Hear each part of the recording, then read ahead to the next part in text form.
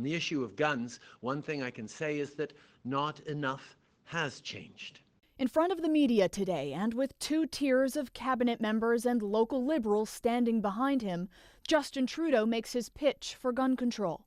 We will ban military-style assault rifles and start a buyback program for all military-grade weapons that were legally purchased.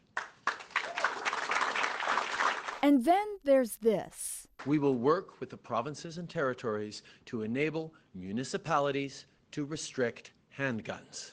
That's something our mayor has been asking for over the last violent year and a half. None of these measures in and of themselves are going to solve the problem, but I believe that a handgun ban, for example, would make a difference. Municipalities don't have the power to legislate one on their own.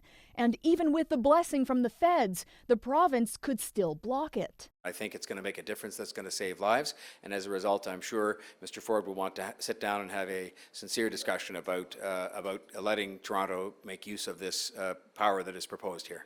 Today, Trudeau criticized those who oppose this plan. There are many Conservatives out there who think we should be weakening gun control. Just earlier this week, the Liberal leader was on the radio saying his Conservative counterpart was, quote, in the pocket of the gun lobby, to which Andrew Scheer responded today. That's a ridiculous accusation made by a Prime Minister who's mired in his own scandal and desperate to change the channel.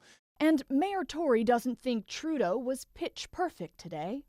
It won't be as effective as a national handgun ban, which is what I have called for. It is what the Toronto City Council has called for.